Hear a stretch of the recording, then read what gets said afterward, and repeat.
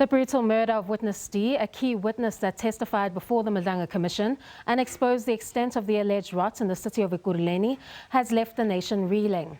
The main protagonist, who allegedly facilitated such rot in the Ekurhuleni region, appeared before the probe just days before the tragic incident, in testimony that exhausted the Commission's bench. And Police Minister Senzo Mchunu, who is on a leave of absence, emerged for the first time before the inquiry, armed with a reconstructed version behind his 31 December decision to disband the Political Killings Task Team. I'm Kani Mapanga, and this is the Madlanga Wrap. Through all those positions, that public positions that I have had the privilege to occupy, I have never been accused of corruption. Not once. Evidence of them having an affair. Did you ask for evidence from Olani? No. I'm asking you the question. You don't ask me questions. My relation with Mr. Matlal, it started in 2022 after my team members introduced me to Mr. Mike van Wyk. If we look at Julius Mkhwanazi, the complaints and cases has been brought against him for quite some time, and you can clearly see there's been an interference by other authorities. The Madlanga Commission drew the curtains on its final day of public hearings for the year 2025 with the tragic news that one of its key witnesses, Witness D, who has since been identified as Marius van der Merwe, had been gunned down in front of his wife and kids in Brakpan, Gauteng on Friday night.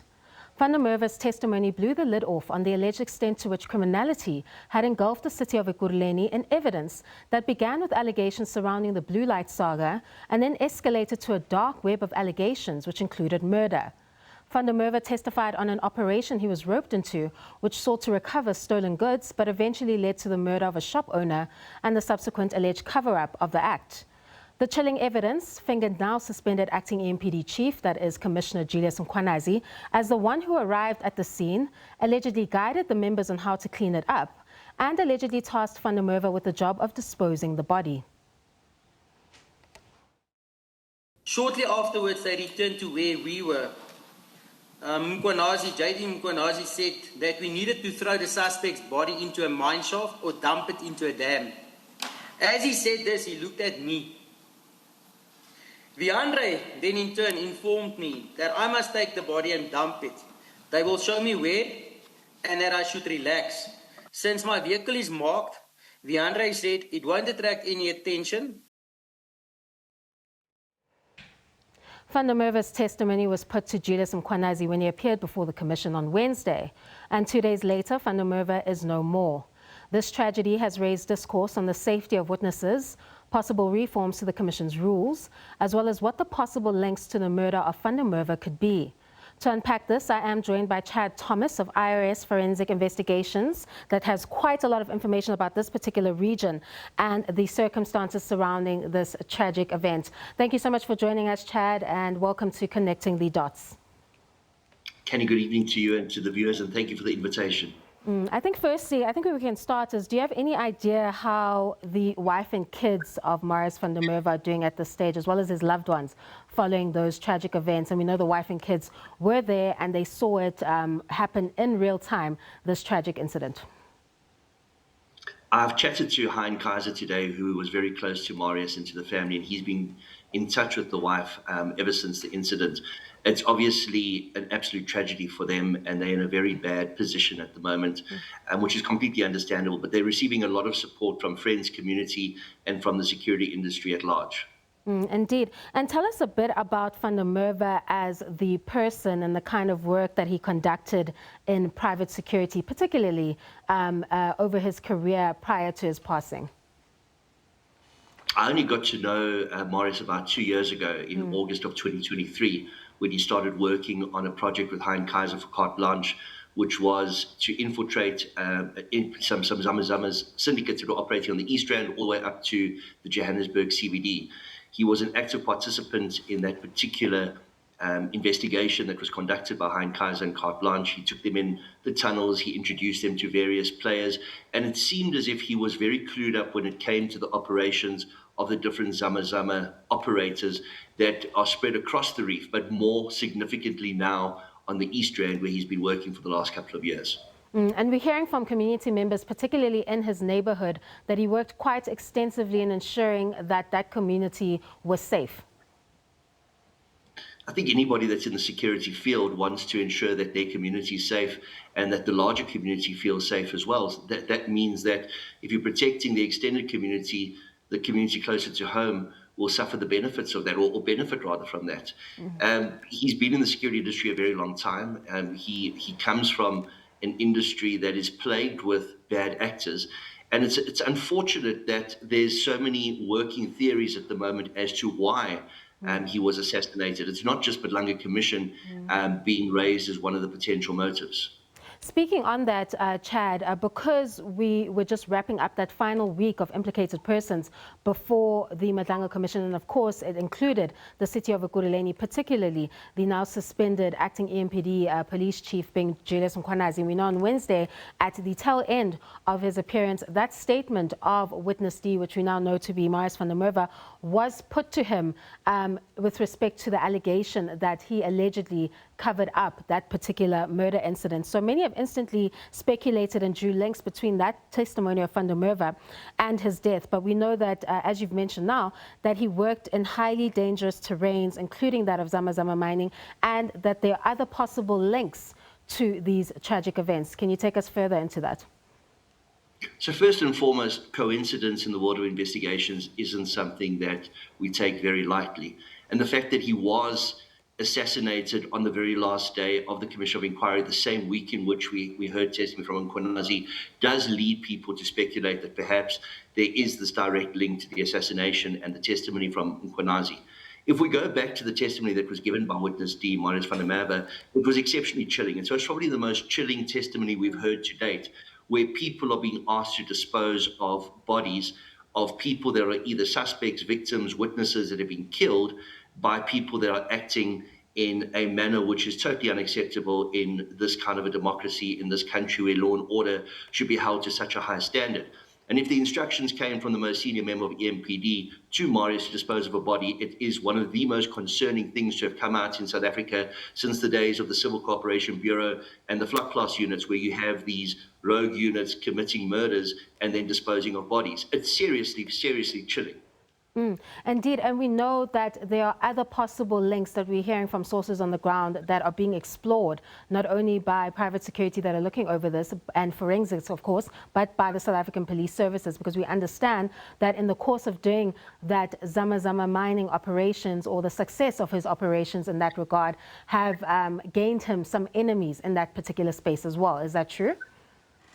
Most definitely, and it's a space full of bad actors. It's got bad actors, be they documented immigrants, illegal immigrants, but South Africans as well. South Africans that hold high positions in business, high position in politics, high positions in law enforcement, because this is an illicit trade that runs into the absolute billions of rands. We're talking about gold, which used to be the backbone of the South African economy. So when you start talking about Zama Zama factions and infiltrating these different factions and finding out, and like your show's name suggests, joining the dots, you put yourself at risk. So of course, one of the working theories is that he was at risk because he had identified some of the key role players within the Zama Zama hierarchy. And one of the others, which also links to the Zama Zamas, is the fact that he also was part and parcel of the dismantling of an area called Plastic City, where a lot of crime was taking place, a lot of stripping was taking place of copper cables, etc., that had been stolen. So there's a multitude of working hypotheses as to why he could have been taken out. And as you stated that you had a relationship with him for at least a number of years prior to his passing, did he ever express that his life was at risk to you? And did he ever elaborate on what his fears were and what the possible source of his fears could be?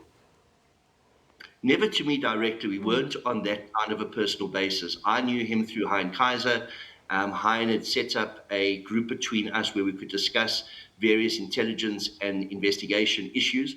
He had confided in Hein. Hein actually spoke to me just over a week ago to say that Marius wants to go on camera with him. He feels that there's information he needs to share before something bad happens to him. And Yusuf Abramji from ENC has shared a very similar story where Marius reached out to him as well and said, look, I need to share information with you. So it seems like he was doing the rounds of the media because he was concerned for his safety. He did know something was going to happen to him. All right, Chair Thomas, I'd like for you to stay put. We'll continue this discussion further. However, it seems that Van der Merwe had some form of link or inclination that his life was at risk prior to that tragic incident on Friday. Of course, prior to the tragedy, the Commission had dedicated its final week of the public hearings for the year to implicated persons, which included the city of Ekurhuleni's former city manager, that is Dr. Imogen Mashazi, and Julius Mkhwanazi, who are facing allegations that placed them as the alleged architects of the environment that was leading the city on a path of destruction. All that and more after the break.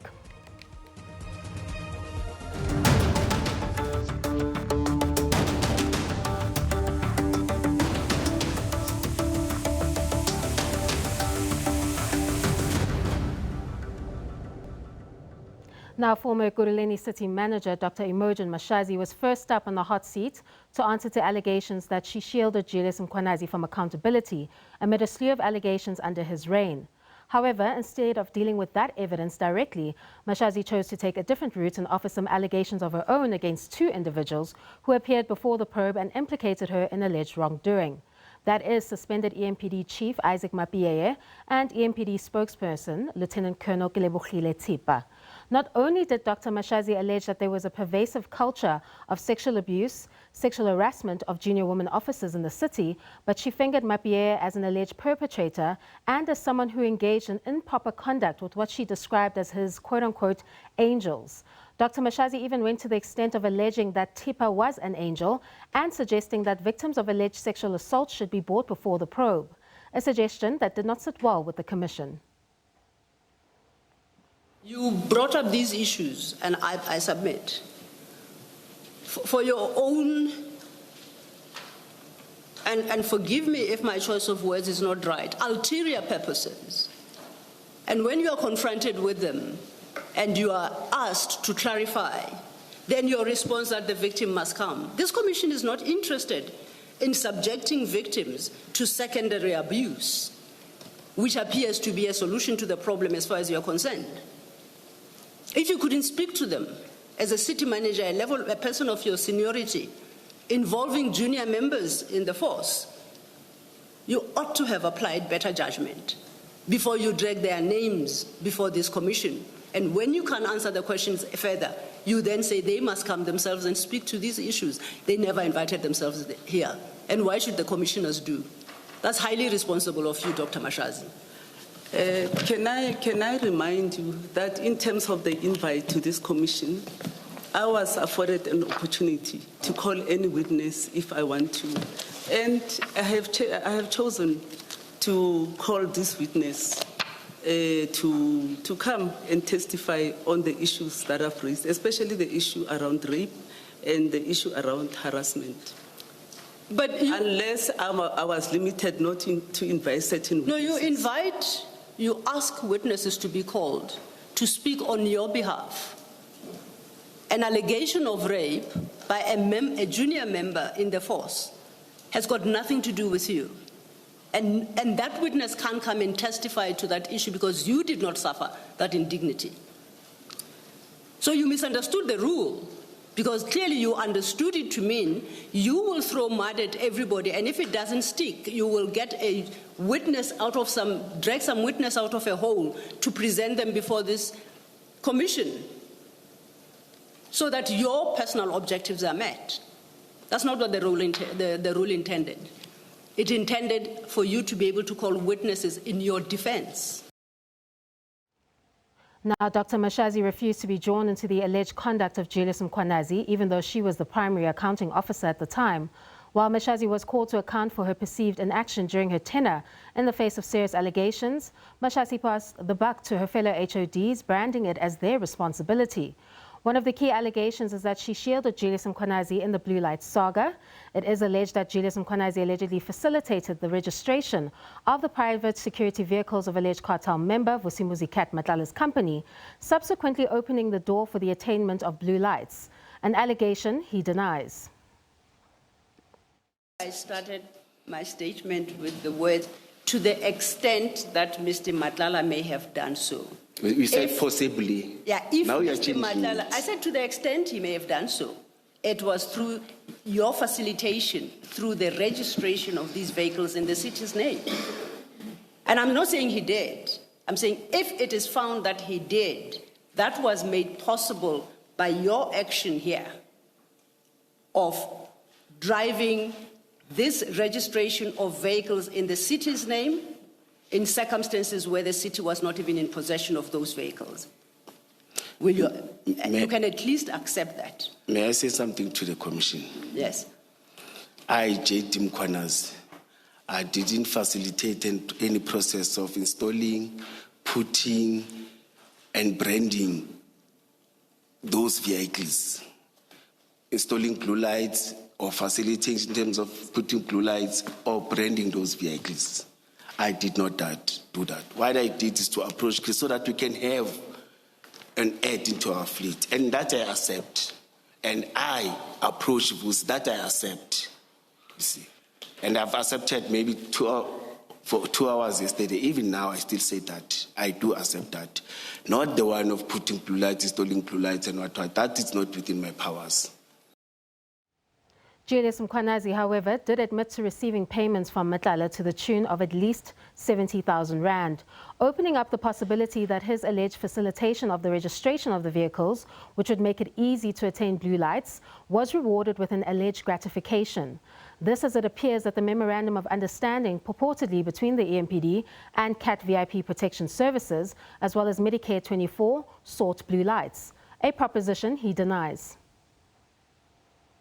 I will argue before the commissioners that those payments were made in gratification for your efforts in facilitating the registration of the vehicles to enable Mr. Matlala to fit them with blue lights. No. Do you have, let me finish first, because I'm going to invite you for a comment. Yes. And that's what I'm going to argue to the commissioners, based on the evidence and these amounts and the times. Particularly because when you started, I asked you whether you have received monies. You were telling me about Ngamla 500, 1,000. I agree. And then you stuck with that story until you just increased it slightly. I asked you to give me a number that he would have contributed for the funeral, seeing as for petrol and the like, it's 500,000, and technically you refused to. It is when I produced these amounts to you that then you allocated one of them potentially to a funeral. You refused to state when was this death. It stretched from before or after your suspension, and here there are specific dates. So on the basis of all that, I am going to seek to persuade the commissioners that this is in part gratification. I'm not even suggesting it's the totality, but at least we know that at the moment of that letter of intention to commit, Mr. Matlala had started making significant payments to you. No. Do you have a comment? No, it's not that. As I'm saying that, he even promised me far more than that. Even now, when we were not having, there was nothing that was happening. You see, he said, when I get this thing, Gamla, you will retire, I'm going to you will find another thing, business and everything. And I was very happy. In far more than that, you see. Even though it didn't specify, you see. And I even said, I was praying that to get those things. I was praying that to get that tender, you see, so that I can start my own and relax, as you see.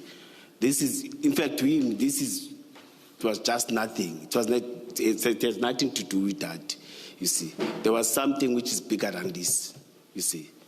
When there was nothing that is happening, nurse and other things, he said, no, I want you to start your own thing and retire. I said, hey.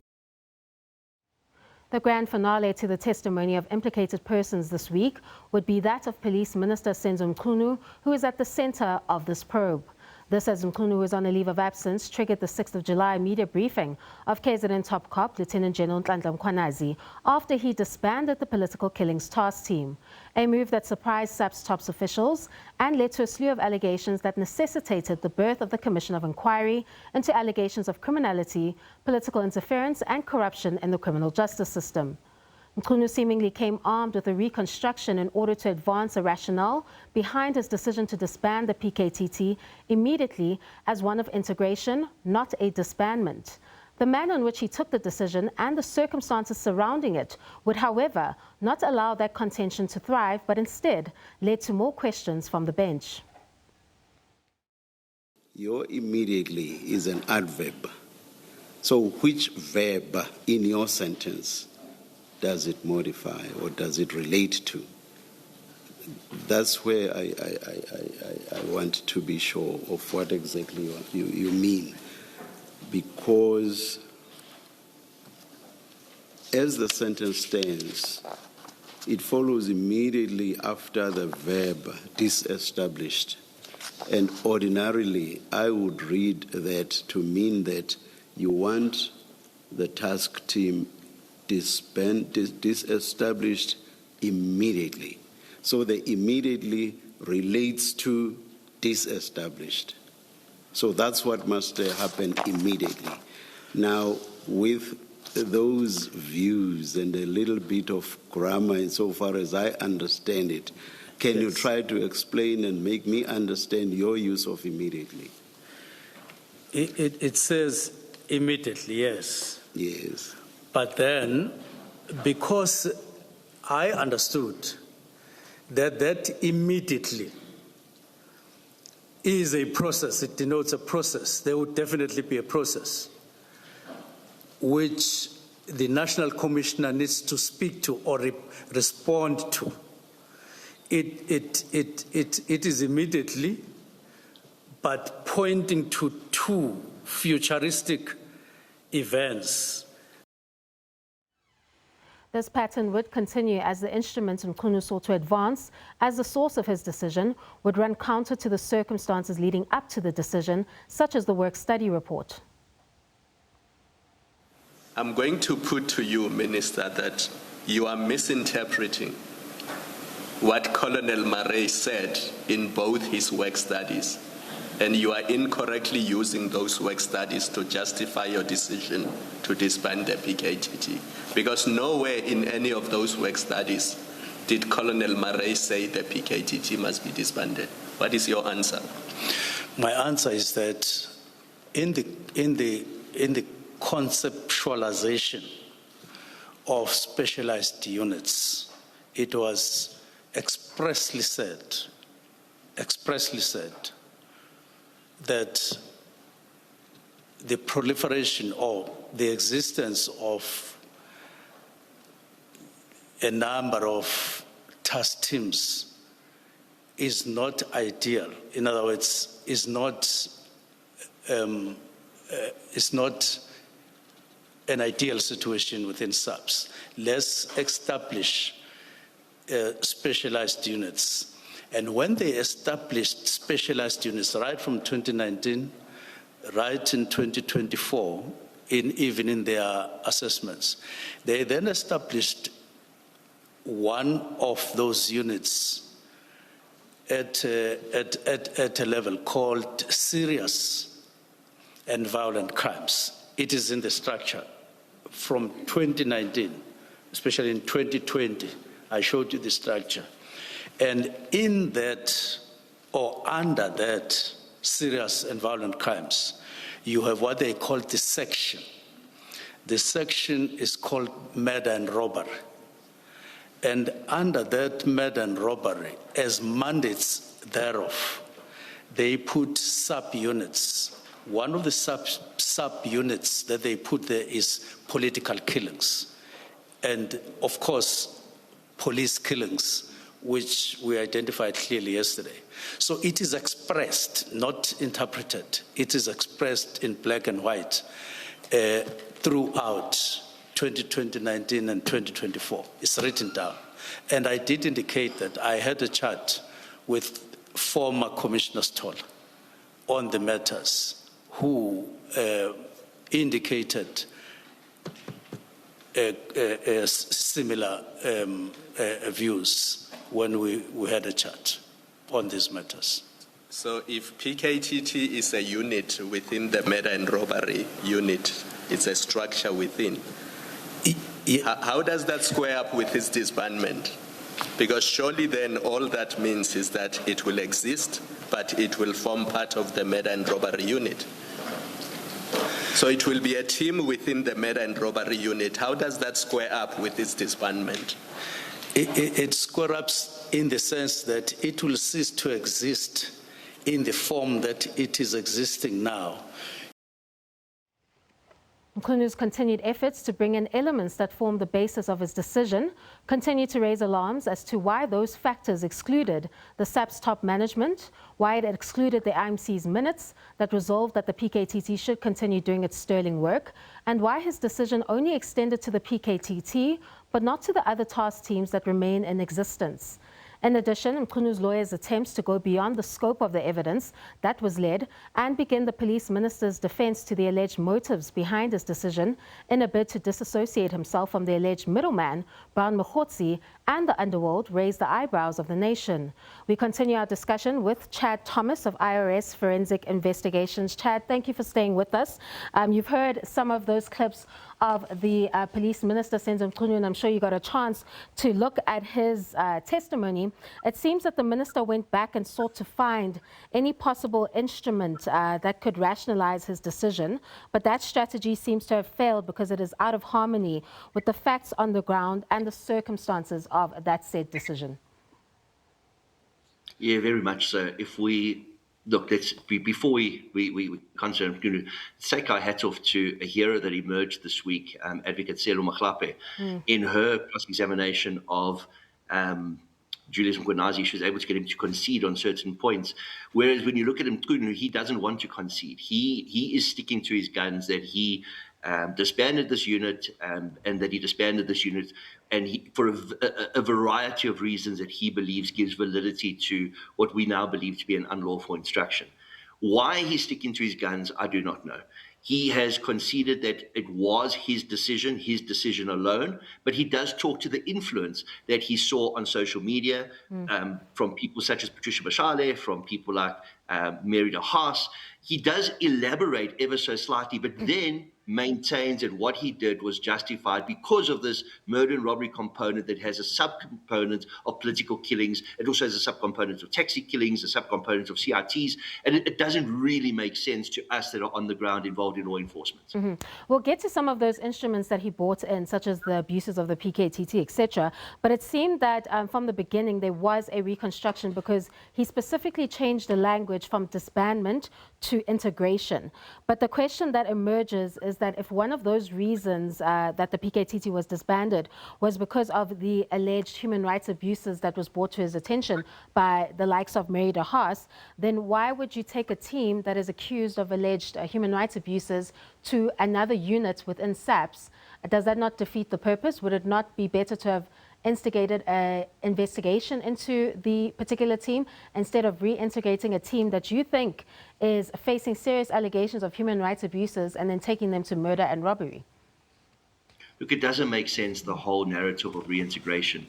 We had specialized units pre-Celebi. Celebi then disbanded specialized units. Those units were then reintroduced in 2019, albeit under different names. Murder and robbery is now a subcomponent of Provincial Serious and Violent Crimes Investigation Unit, as are other units. But that being said, if anybody follows true crime and understands how crime is investigated, when there's a spate of crimes that impacts a certain demographic, a task team is always set up specifically for that. If you watch TV crime channels, true crime channels on serial killers, you'll see that there's interjurisdictional, multidisciplinary task teams that are set up specifically for that. It doesn't mean that because there's a subcomponent within a unit that's being created that's going to take over from a provincial perspective various elements of crime investigation, that you must now integrate a unit into that just because there's a similar sounding name. It makes no sense at all. That unit is generalized investigations that specializes in certain factors, whereas the PKTT was set up with specific parameters. So the reintegration narrative doesn't bode well with the previous narrative of disbandment, and all it is trying to walk back a decision that he now knows was taken in haste and has created a massive dilemma. It also doesn't bode well with the IMC minutes that essentially gave birth to this PKTT, that just prior to his arrival as minister, the IMC had resolved quite definitively that the PKTT was doing amazing work and that they should continue with their mandate. Well, this comes down to accountability. The president instructed an interministerial committee to get to the bottom of what was becoming a very serious problem, political killings, hence the creation of this particular unit. It was created on instruction from the president to an interministerial committee. Yes, it falls under the Minister of Police, but he still is accountable to the interministerial committee, who in turn are accountable to the president. And therein lies a massive problem here. He's conceded that he and he alone made this decision, and he must now stand with that decision, but he needs to give proper answers. He's at the moment, much like the previous city manager of Ekurhuleni, he's deflecting, he's projecting, and he's not taking accountability. Mkhwanuzi's lawyers also took an opportunity during re-examination to essentially go beyond the scope of the evidence that has been led, seemingly to try and get his side out. We know that phase 2 will intensify with the minister coming back to finish off that evidence, but they went far beyond the scope to address not only the underworld, but what is being stated about his alleged association with Brown Mkhwanazi. It seems that they wanted to get this version out during this portion, even though the evidence had not been led yet by Advocate Slew SC. What do you make of that move? Was it a correct move to make? It's all about control of the narrative. And with the commission going into a break, as well as the ad hoc going into a break over December, and both of them only resuming early next year, it's going to give people time to think, to ponder, to analyze.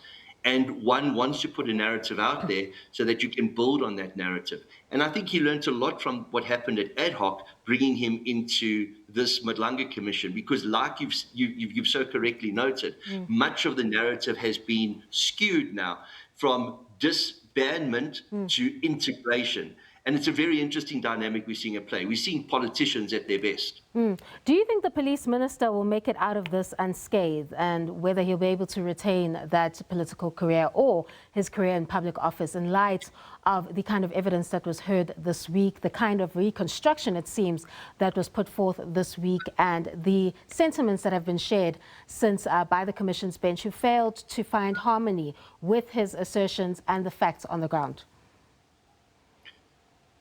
I don't want to go as far as to say that he's done something because it was, like we saw with Mkhwanazi and Madlanga, a relationship where there was a gratuity of sorts. It was a corrupt relationship. Somebody did something for somebody else, like we saw with Celebi and Agliotti, like we saw with other people further down the line.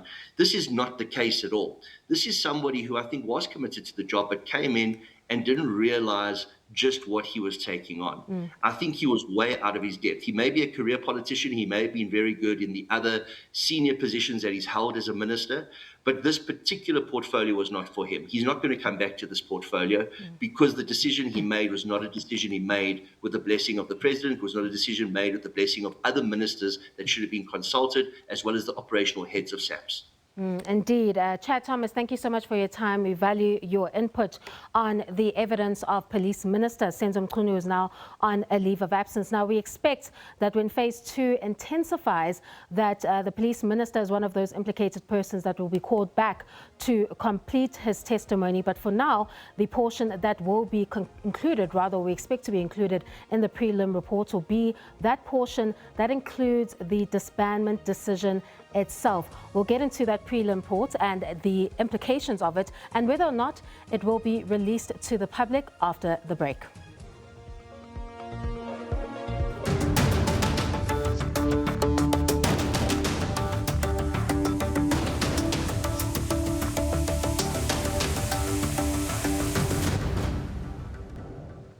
Now, the Commission's bench will not put down their pens just yet. This as they are expected to begin writing that prelim report, which President Cyril Ramaphosa is expecting by the 17th of December 2025. In light of the recent events, questions are swirling about whether the report will be made public and what action the President can take at this stage. To unpack this, we are joined by Braden Volmarans of Ekurhuleni and Associates. Braden, thank you for joining us on Connecting the Dots and welcome. Good evening, Connie. Thank you for having me, and good evening to all the viewers. All right. So essentially, the question that everyone is wondering about is whether the President is legally obligated to release this prelim report to the public in light of the fact that a lot of these hearings have been transparent and open to the public, and we know that the public has garnered a lot of interest in the work of the Madlanga Commission. Okay, so to hit things off, that this inquiry was done through the Commissions Act by the Presidential Proclamation. So what this essentially means is that this report will be submitted from the Commission to the President, in which he will review it. It does not automatically allow for it to be publicized to the public. However, we are in a country where transparency is definitely one of those things that we all expect in this country, especially in light of the fact that this is part of governance and public trust and all of that. So in terms of the Constitution and the right of access to information, it definitely does push into the light that this has to be publicized to the public. And if we extend it to the final report itself, because this is what he uses to advise himself on the allegations that are being tested in order for him to take a decision, is he even legally obligated to release the final report as well, if we extend it to that question? So fundamentally, no.